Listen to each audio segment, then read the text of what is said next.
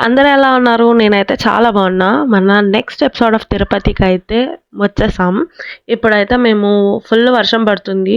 Present అయితే మన గోపురం ఆపోజిట్‌లో ఉన్న దీపాలు పెడతారు కదా ప్లేస్. ఆ ప్లేస్‌కైతే వచ్చేసి దీపాలు పెట్టుకొని, ఆంజనేయ స్వామిని దర్శనం చేసుకొని, అలాగే వరాహస్వామి టెంపుల్‌కి కూడా వెళ్ళాము. మాకు నిన్న వరాహస్వామి టెంపుల్ ఫస్ట్ దర్శనం చేసుకోవడానికి అవ్వలేదు. సో, అందుకే ఈరోజు సెపరేట్‌గా వెళ్ళామన్నమాట.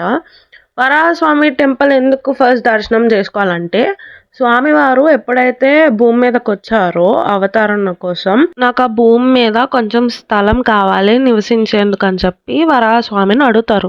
దానికి బదులుగా నా దగ్గర వచ్చే భక్తులందరూ ఫస్ట్ కోనేరులో స్నానం చేసి, తర్వాత వరాహస్వామి టెంపుల్కి వెళ్ళి దర్శనం చేసుకొని నా దగ్గరికి వస్తేనే వాళ్ళు కోరిన కోరికలు తీరుతాయని శాసనంలో రాసి ఇస్తారనమాట.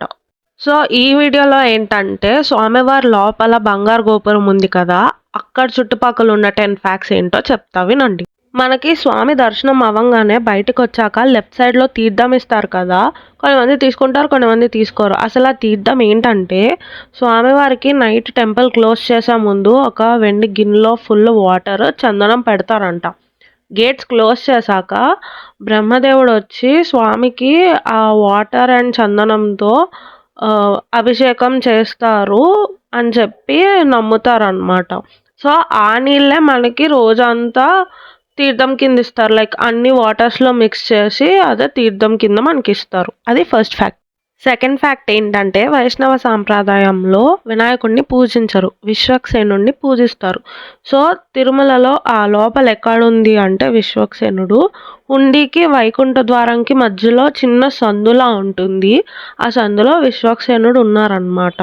సో, నెక్స్ట్ టైం వెళ్ళినప్పుడు మీరు కూడా చూడండి. థర్డ్ ఫ్యాక్ట్ ఏంటంటే, తిరుమలలో ఏ ప్లేసెస్ ఎక్కడ చేంజ్ అయినా సరే 2 మాత్రం కాన్స్టెంట్‌గానే ఉంటది. ఒకటి స్వామివారి విగ్రహం, సెకండ్‌ది హుండీ. పాత హుండీ ఎప్పుడు అదే ప్లేస్‌లో ఉంటది. ఆ మూలకే ఉంటది. ఎందుకంటే హుండీ కింద శంకరాచార్యుల వారు శ్రీచక్రం పెట్టారంట. అందుకే ఆ ప్లేస్ ఎప్పుడు చేంజ్ అవ్వలేదు. ఇప్పుడంటే కొన్ని బయట పెడుతున్నారు గానీ, ఒరిజినల్‌ది మాత్రం ఎప్పుడు అక్కడే ఉంటది. ఫోర్త్ ఏంటంటే, హుండీ ఆపోజిట్ లక్ష్మీదేవి అమ్మవారు ఉంటారు. ఆమె ఎందుకు అక్కడ ఉంటారంటే, మనం ఏదైతే హుండీలో వేస్తున్నామో ఊరికనే తీసుకోరు కదా! సో, మనం వేసే దాన్ని బట్టి ఆమె చూసి ఇంకా మనకి ఎక్స్‌ట్రా ఇస్తారనమాట. అందుకే ఆమె ఎప్పుడూ హుండీని ఫేస్ చేస్తూ ఉంటారు. కొంచెం ట్రెడిషనల్‌గా ఎలా చెప్పాలంటే, స్వామి తన మనస్ఫూర్తిగా ఇచ్చే సంపదని ఆయన పాదసేవకే ఉపయోగిస్తే మనకి రెట్టింపై వస్తదని చెప్పి నమ్ముతా ఉంటారు. అందుకే అక్కడ లక్ష్మీదేవి ఉంటారనమాట. Coming to fifth fact.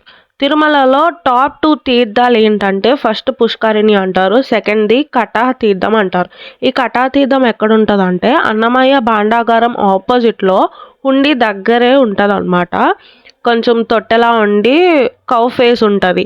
అదెందుకు ఫేమస్ అంటే, స్వామివారికి అభిషేకం చేసే నీళ్ళన్నీ అందులో నుంచి బయటకు వెళ్తాయన్నమాట. సో, ఎప్పుడైనా మీకు ఛాన్స్ దొరికితే అక్కడ నీళ్ళు నెత్తిన జల్లుకోండి. అంత పవిత్రంగా ఉంటాయని చెప్తారు.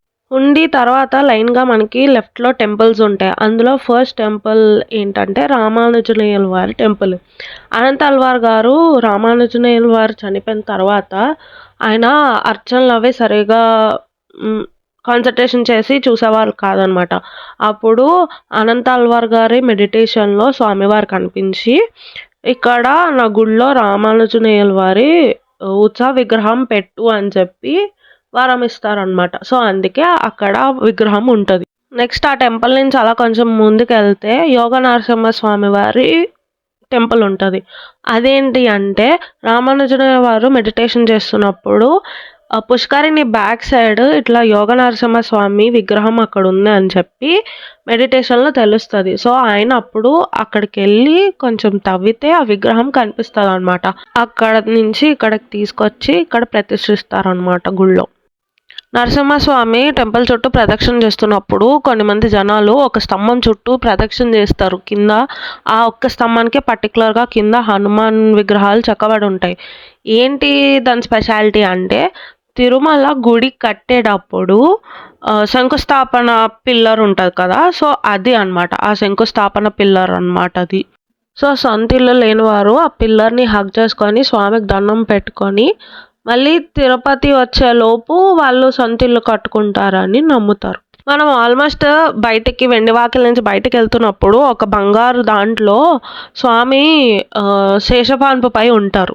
అదేంటంటే వైష్ణవులు ఎక్కువగా నమ్మే టాప్ 3 టెంపుల్స్ ఏంటంటే ఒకటి తిరుమల, ఇంకోటి శ్రీరంగం, ఇంకోటి వరదరాజస్వామి టెంపుల్. సో ఇక్కడ ఒక ట్రయాంగిల్ అనేది ఫామ్ అవుతది. మధ్యలో శ్రీరంగం లాగా స్వామివారు శేషపాన్పుపై ఉంటారు. అలాగే మనం లోపలికెళ్తున్నప్పుడు లెఫ్ట్ సైడ్ కార్నర్‌లో ఒక చిన్న గుడి ఉంటుంది. అందులో వరదరాజస్వామి టెంపుల్ ఉంటుంది. అండ్ లోపల వెంకటేశ్వర స్వామి వారు ఉంటారు. సో ఈ ట్రయాంగిల్ ఎట్లా ఫామ్ అవుతదంటే, మనం వెండివాకల నుంచి ఎంటర్ అవ్వగానే ఫస్ట్ శ్రీరంగం స్వామిని దర్శనం చేసుకుంటాం. అలా లెఫ్ట్‌కెళ్తాం. వరదరాజ స్వామిని దర్శనం చేసుకుంటాం. అలా స్ట్రెయిట్‌గా వెళ్తాం. సో ఈ ట్రయాంగిల్‌లో మనం ఎప్పుడైతే ఎంటర్ అవుతామో అప్పటికి మనకి ఆ ఫుల్ ఎనర్జీ అనేది వస్తదనమాట బాడీలోకి. తిరుమలలో ఎవ్వరు దర్శనం చేసుకోవాలన్నా సరే ఈ ట్రయాంగిల్ లోపల నుంచే వెళ్ళి స్వామిని దర్శనం చేసుకోవాల్సిందే. సో అప్పుడు అంతలా ఆలోచించి ఇలా కన్‌స్ట్రక్ట్ చేశారనమాట. లాస్ట్ ఫ్యాక్ట్ ఏంటంటే, మనం దర్శనం చేసుకొని బయటకొచ్చాక సౌత్ ఈస్ట్ కార్నర్‌లో ఒక రూమ్ ఉంటుంది. ఆ రూమ్ ఏంటంటే స్వామివారికి కిచెన్ అనమాట. ఇప్పుడంటే బోర్డ్స్ అయ్యి వేరే పెట్టారు కానీ లోపల విగ్రహం అనేది ఒకటుంటుంది. ఆమె ఎవరో కాదు, లక్ష్మీదేవి. ఎందుకు అలా పెట్టారంటే సింబాలిక్‌గా అమ్మవారు ఎంత స్ట్రాంగ్, ఎంత పవర్‌ఫుల్ అయినా సరే ఆయన హస్బెండ్ విషయానికొచ్చేసరికి ఆయన ఫుడ్ గానీ, ఆయన డైట్ గానీ అన్నీ దగ్గరుండి చూసుకుంటారు అని చెప్పి సింబాలిక్‌గా అమ్మవారి విగ్రహం అక్కడుంటది. లాస్ట్ బట్ నాట్ లీస్ట్ విమాన వెంకటేశ్వర స్వామికి మనం ఎందుకు దర్శనం చేసుకుంటాం? దాని స్టోరీ ఏంటంటే, వ్యాసరాయలు వారి కాలంలో తిరుమలలో ఒక ఇన్సిడెంట్ అయింది. అప్పుడు ఆ టైంలో రూల్ చేసే కింగ్ తిరుమల దర్శనానికెళ్ళినప్పుడు అక్కడ అర్చకులు స్వామివారి ఆభరణాలు వేసుకున్నారని చెప్పి ఆ కింగ్ పంతుల్ని చంపేశారనమాట ఆయన ఖడ్గంతో. సో అప్పుడు తిరుమల 12 ఇయర్స్ క్లోజ్ చేయాల్సొచ్చింది. సో అప్పుడు మూల విరాట్‌లో ఉన్న పవర్స్ అన్నీ తీసుకొచ్చి ఆ విమాన వెంకటేశ్వర స్వామిలో నిక్షిప్తం చేశారనమాట. సో మినియేచర్ ఆఫ్ మెయిన్ విగ్రహం. అందుకే ప్రతి ఒక్కళ్ళు ఇప్పటికీ దర్శనం చేసుకుంటా ఉంటారు. సో అదండి ఈ వీడియో. నెక్స్ట్ వీడియోలో ఇంకొన్ని ఇంట్రెస్టింగ్ ఫ్యాక్ట్స్ వస్తాయి.